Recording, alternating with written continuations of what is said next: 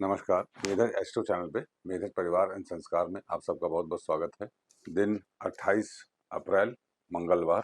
आशा करता हूँ कि पंचांग की ये श्रृंखला जो है वो मजबूती से आप लोग इसकी पढ़ाई कर रहे होंगे और डेली बेसिस पे पंचांग को देखने की आपकी आदत पड़ चुकी होगी। कभी कोई ये कह रहा था मुझसे कि बड़ी बोरियत होती है रोज रोज सेम बातें सुनकर। तो मैं आपको बताऊं, योगानंद परमहंस जी जो कि one of the great philosophers थे, ऋषि थे, आज स्पिरिचुअली अवेकेंड आदमी थे। उन्होंने लिखा था, it is your daily routine that drives your life, not your brainy idea. किसी एक दिन किसी ब्रेनी आइडिया से आपके पूरे जीवन का निर्धारण नहीं होता। जो ड्राइव करता है वो आपका डेली रूटीन है। और पंचांग को आपके जीवन शैली में स्थापित कर देना, पुनर्स्थापित कर देना हम लोगों के जीवन में, ये मेधक एस्ट्रो पे हमारा लक्ष्य है। डेली एक्साइटमेंट नहीं होता है, मगर पंचांग को यदि आप सहारा बना लेंगे अपने जीवन को जीने का, तो कोई ऐसा पहलू ही नहीं है जो कि आपको जीवन में अशांत करेगा। हम लोग प्रोटोकॉल वाइज शुरू करते हैं पंचांग का को पढ़ना। इसमें बहुत सारे डीपर मीनिंग्स भी हैं जो कि मेरा मन करता है कि मैं कई बार आपको बताऊं, फिर मुझे लगता है कि थोड़ा और आदत पड़ जाने दीजिए, तब आपको इसके बहुत डीपर मीनिंग बताऊंगा। मैं जिस ज्ञान के समुंदर में तैर रहा हूं और मजे ले रहा हूं, वो मजा मैं चाहता हूं आपको भी मिले। किसी भी दिन को समझना, किसी भी स्थिति को समझना उतना बड़ा कोई हाथी घोड़ा नहीं है जो ना समझ में आए। बहुत सिंपल है और इन्हीं सूत्रों के माध्यम से है जो सूत्र अभी तक बताए हैं, और काफी कुछ आपको बताना बाकी है। मेधक एस्ट्रो में आप हमारे पढ़ाई भी कर सकते हैं, ऑनलाइन पढ़ाई होती है। और प्लेलिस्ट में जाके देखिए मेधक एस्ट्रो में, तो मेरे पढ़ाए हुए ज्योतिष के बहुत सारे वीडियोस हैं जिनको आप सुने तो आपको बहुत ज्ञान होगा। और देखिए, मैंने हमेशा से कहा है, बुद्धि की शुद्धि, फिर वृद्धि और फिर सिद्धि। तो ये बुद्धि है जो आप लेके आए हैं, इसकी शुद्धि आप करते हैं 4th हाउस और उसके त्रिकोण से। फिर वृद्धि होती है, राजयोग में परिवर्तन होता है, और फिर आपको सिद्धि प्राप्त करते हैं, अर्थात जो आपको अकम्प्लिशमेंट, जीवन में जो लक्ष्य लेके आए हैं, नेसेसरी कर्म, वो आप करते हैं। देखिए, सिद्धि तो करनी ही पड़ेगी, चाहे अच्छी सिद्धि चाहे खराब सिद्धि। इसीलिए दसम भाव में बैठा कोई प्लैनेट अपना रिजल्ट जरूर देगा। पंचमेश अगर दसम में है तो किसी भी अवस्था में हो, खराब हो, अस्त हो, क्रूर दृष्ट हो, सब कुछ संतान होगी जरूर। This is your house of inevitable Karma. तो कर्म 4 प्रकार के होते हैं, संचित, प्रारब्ध, क्रियामान और आगम। तो संचित है वो अनेकानेक जन्मों में हमने जो कर्म हमारे संचित हुए। क्रियामान, प्रारब्ध वो जो उस संचित में से हमें इस जन्म में भोगने के लिए अच्छा या बुरा मिले।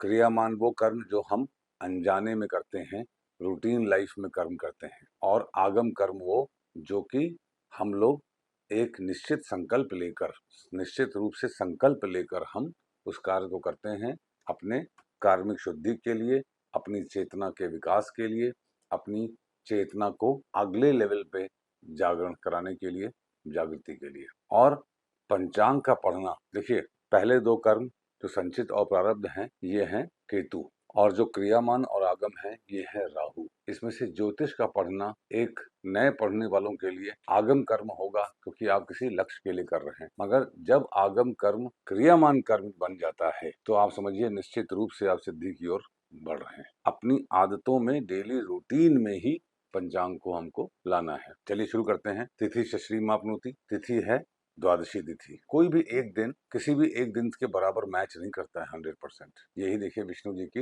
इंटेलिजेंस है। There is nothing called coincidence, it is Vedic intelligence. तिथिश्च श्री मापनोति, तिथि है द्वादशी तिथि। द्वादशी तिथि जब होती है तो मेष और तुला राशि दग्ध हो जाती है। भद्रा तिथि है, बुध के अनुसार फल देती है। बुध वर्तमान में मीन राशि में नीचस्थ हैं, शनि और मंगल के साथ। अर्थात इस तिथि का हमको कोई बहुत शुभ फल मिल जाए ऐसा मैं दावे के साथ नहीं कह सकता, क्योंकि बुध नीचस्थ है और नीचस्थ भंग भी कोई विशेष प्रकार से नहीं हो रहा है। इसलिए ये कहा जा सकता है कि भद्रा एक अशुभ तिथि कही जाती है, और अशुभ भी तब जब भद्रा का वास पृथ्वी पर होता है। और पृथ्वी पर कब होता है? जब चंद्रमा सिंह, कर्क, कुंभ या मीन राशि में हो, जो कि आज है। इसीलिए भद्रा टफ भद्रा कही जाएगी, अशुभ भद्रा कही जाएगी। इतना अभी तक समझ में आया है।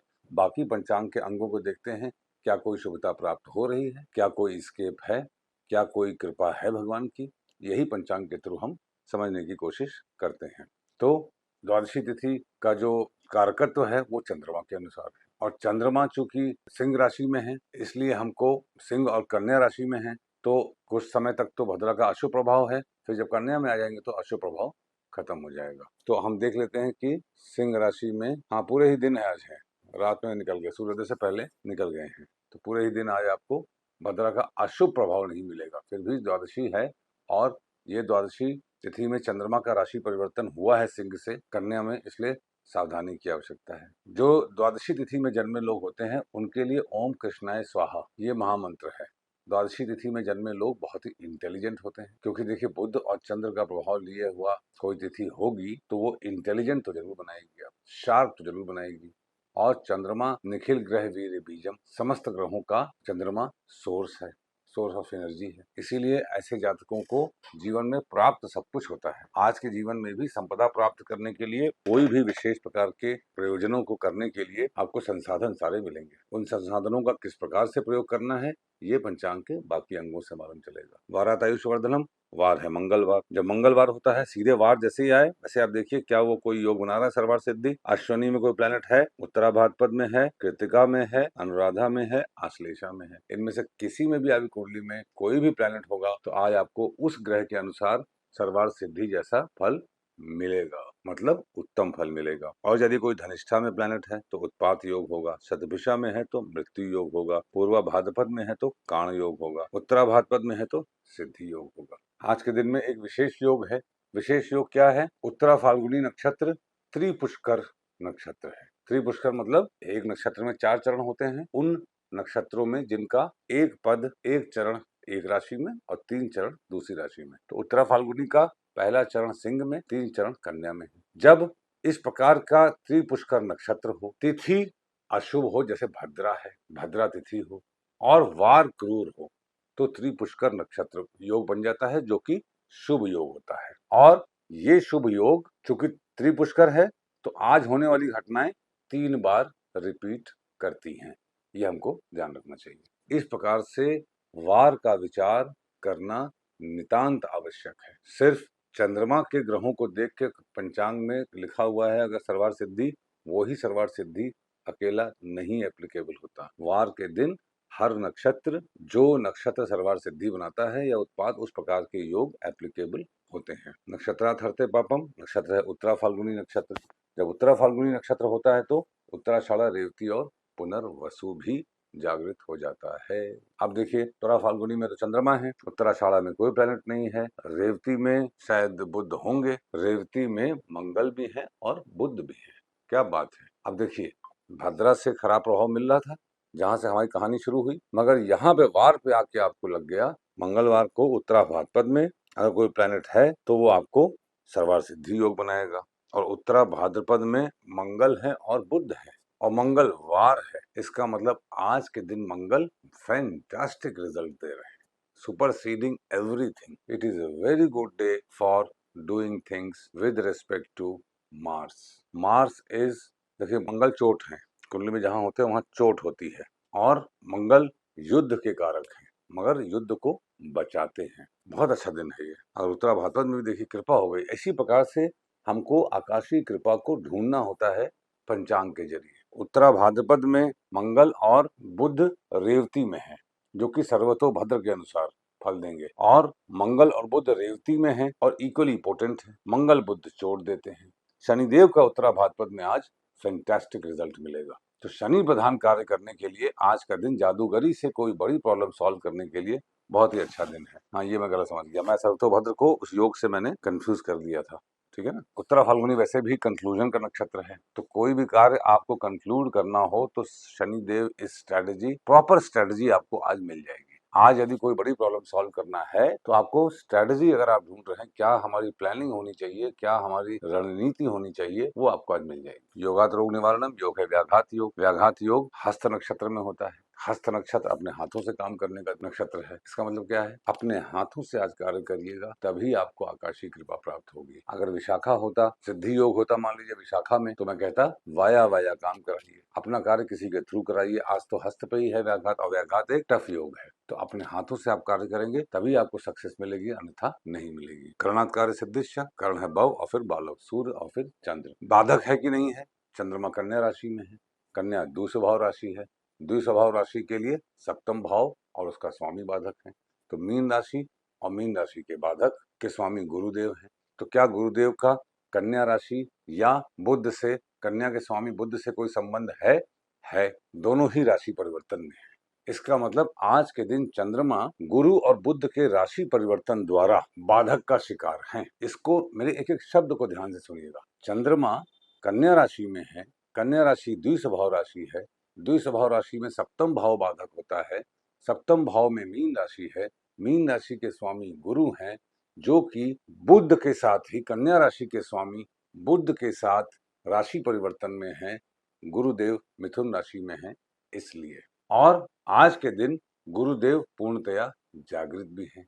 कैसे जागृत हैं? सर्वतोभद्र के अनुसार हमने देखा कि यदि उत्तरा भाद्रपद में चंद्रमा हो तो उत्तराषाढ़ा, रेवती और पुनर्वसु भी जागृत होता है। पुनर्वसु में गुरु हैं। इससे हम क्या समझे? इससे हम ये समझे कि गुरु आज बाधक का पूरा प्रभाव देंगे। देखिए, ये मत सोचिए गुरु बुध अगर 100 में ग्रह हैं तो ये बाधा नहीं देते, बहुत बड़ी बड़ी बाधाएं दे देती है। तो आज के दिन हमारा ही ज्ञान, ज्ञान मतलब गुरु, और कन्या राशि के स्वामी बुध, wrong application of knowledge will create great बाधा फॉर मून मतलब ओवरऑल प्रॉस्पेरिटी। इसको कहने का तात्पर्य यह है कि अपने ज्ञान का दुरुपयोग ना करें और अपने ज्ञान का उपयोग करते समय जो उचित सावधानी बरतनी है उसको आप बरतिए। देखिए, मेधक एस्ट्रो पे जब मैं बात कर रहे हैं हम लोग, तो कोई नॉर्मल लोगों जैसी रूटीन बात नहीं करेंगे, बुध का रंग हरा और शनि का रंग काला और इत्यादि इत्यादि। हम लोग इंटेलिजेंट लोग हैं, पढ़े लिखे लोग हैं,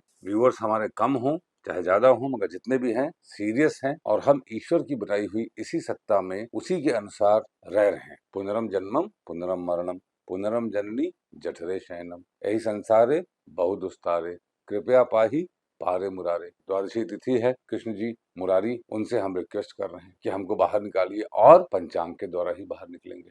अभी तक हमको समझ में क्या आया कि नक्षत्रात् हरते पापम, तो आज के दिन उत्तरा फाल्गुनी नक्षत्र है, मगर चंद्र भयानक बाधा में है। तो अपने हाथों से व्याघात योग का फल लीजिए कार्य करके, और जो बाधाएं आ रही आपके ज्ञान के रॉन्ग एप्लीकेशन से, उसको समझ के सुधारने का प्रयास कीजिए। जब चंद्रमा हस्त नक्षत्र में है, देखिए सूर्यदेव तो भरणी में आ गए होंगे, जैसे चेक कर लेता हूँ मैं, हाँ भरणी में आ गए हैं सूर्यदेव। तो अब सूर्यदेव जब भरणी में है तो उनकी लत्ता कहाँ होगी? हस्त नक्षत्र पे होगी। क्यों? क्योंकि भरणी से पूर्वा फाल्गुनी 10 और उसका उत्तरा फाल्गुनी और हस्त 12वां नक्षत्र। तो 12वां नक्षत्र क्या है? हस्त है। अब आप इससे समझिए लत्ता से, सूर्यदेव की आकाशीय कृपा व्याघात योग के नक्षत्र हस्त पे लत्ता है, मतलब किक है, और व्याघात योग खराब ही है। जब खराब योग पे सूर्यदेव की लत्ता पड़ जाए तो आप निश्चित समझिए कि अपने हाथों से स्वयं से यदि अपना कार्य आप सिद्ध करने का प्रयास करेंगे, आपको बहुत ही अच्छा प्रभाव मिलेगा। आशा करता हूं कि घात जोड़ रहे हैं, जो लोग घात लिख रहे हैं उनका बहुत बहुत धन्यवाद है। कृतिका शर्मा मैडम लिख रही हैं, मेधज में ही हैं, उनका बहुत बहुत धन्यवाद है। कभी कभी अलका त्रिपाठी मैडम लिखती हैं, उनका भी बहुत बहुत धन्यवाद है। आप पंचांग को के नोट्स को अगर आप बना के लिख दीजिए उसमें, तो ये बहुत हेल्प होगी। जैसे क्लास में कभी कोई बच्चा लेट आए या ना सुन पाए क्लास को, तो वो नोट्स पढ़ के दिन भर के सारांश को समझ जाए। हम लोग पढ़ाई लिखाई के इस दौर के ऋषि ऋण है पढ़ना, पढ़ने से आपका ऋषि ऋण दूर होता है।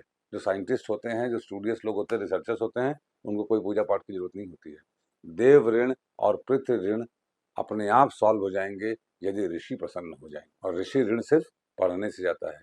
तो जो लोग लिख रहे हैं उनका वैसे भी एक उपाय हो जा रहा है दिन का। जो नोट्स को लिख दे रहे हैं, घात किन राशि पे है, लत्ता कहाँ पे है, और वेद क्या है। जैसे उत्तरा फाल्गुनी है तो मुझे तो याद है मघा पूर्वा फाल्गुनी उत्तरा फाल्गुनी, उधर से उल्टा चलिए तो रेवती उत्तरा भाद्रपद पूर्वा भाद्रपद। तो इसका मतलब पूर्वा भाद्रपद से वेद है, पूर्वा भाद्रपद में भी कोई प्लैनेट नहीं है।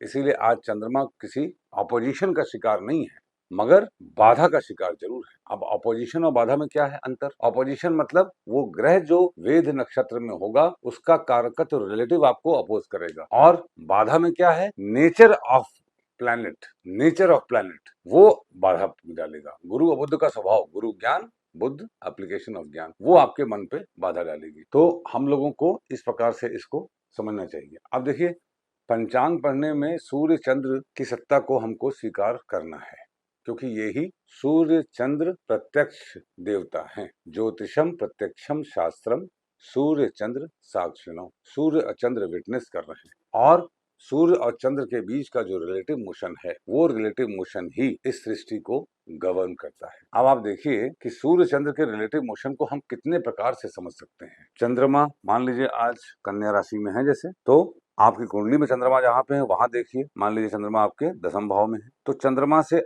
आगे प्लेनेट होगा तो बनाएगा योग, पीछे होगा तो योग बनाएगा, दोनों तरफ होगा तो योग बनाएगा, सूर्य के आगे प्लेनेट होगा तो योग बनाएगा, पीछे होगा तो योग बनाएगा, दोनों तरफ होगा तो योग बनाएगा। चंद्रमा से 6, 7, 8 में प्लैनेट होंगे तो योग बनाएंगे। क्या योग बनाएंगे, कैसे बनाएंगे, ये हम लोग कल के वीडियो में बात करेंगे। घर से बाहर निकलने से पहले गुड़ खा के निकलिए, आपका दिन शुभ हो। Thank you.